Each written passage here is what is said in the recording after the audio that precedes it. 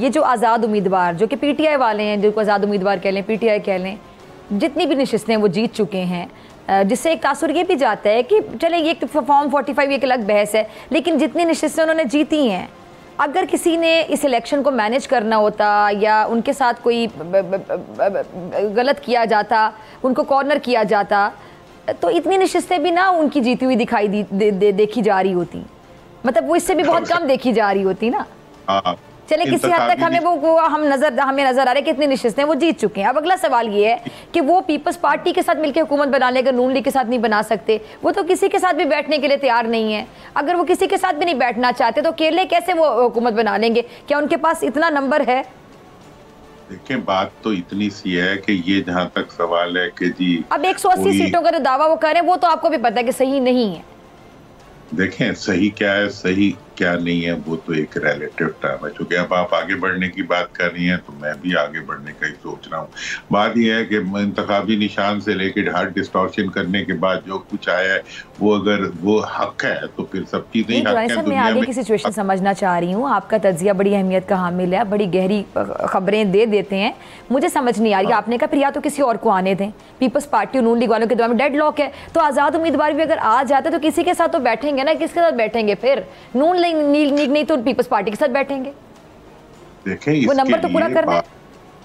बात तो ये है कि इसका बड़ा सिंपल सा तरीका है। क्या? इसका तरीका कि पीपल्स पार्टी और पीएमएलएन जो है, मैं इससे पहले ये फार्मूला दे चुका हूँ, आपके प्रोग्राम में भी मैंने जिक्र किया था। अब तो सारे उस नाम को भी वही तरह यूज कर रहे हैं, अब अपने अपनी ब्रांड बनाने की कोशिश कर। लेकिन नेशनल यूनिटी गवर्नमेंट जो है वो इस वक्त के मसले का हल है।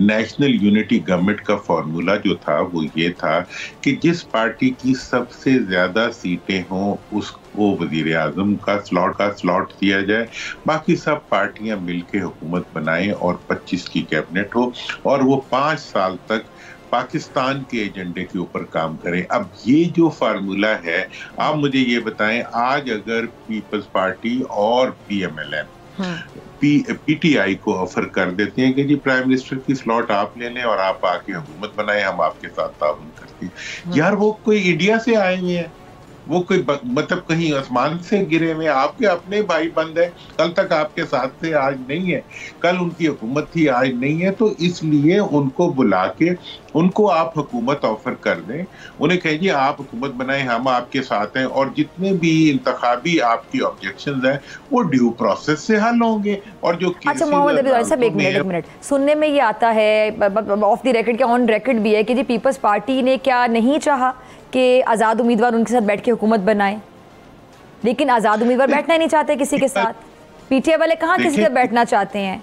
अब आप जी ऐसे नहीं होगा। देखें, पीपल्स पार्टी और पीएमएलएन, ठीक है जी, ये एक है, ये पीडीएम है मेरे ख्याल में, आई कैन बी रॉन्ग। मैं बार बार पीपल्स पार्टी का जिक्र इसलिए करी, सॉरी मैं आपकी बात काट, क्योंकि नून लीग के साथ तो पीटीआई वाले नहीं बैठेंगे, उनको लगता है कि यहाँ तक उनको पहुंचाने में नून लीग का किरदार है। लेकिन पीपल्स पार्टी के लिए शायद मेरी अंडरस्टैंडिंग ये कहती है कि शायद पीपल्स पार्टी के लिए थोड़ा सा सॉफ्ट कॉर्नर रखते हैं पीटीआई वाले, या आप कहने कि उनको नून लीग से कम बुरे लगते हैं? बिलावल साहब देखें, बात यह है कि पीटीआई हो या नून हो या पीपल्स पार्टी हो, कोई किसी के लिए कोई गुंजाइश नहीं रखता। इस वक्त मुल्क के लिए गुंजाइश निकालने की जरूरत है। हाँ, तो गुंजाइश तो पीटीआई वाले भी नहीं निकाले ना दुरानी साहब, वो किसी के साथ बैठने के लिए तैयार नहीं। आज भी यही हल है, कल भी यही हल निकलेगा।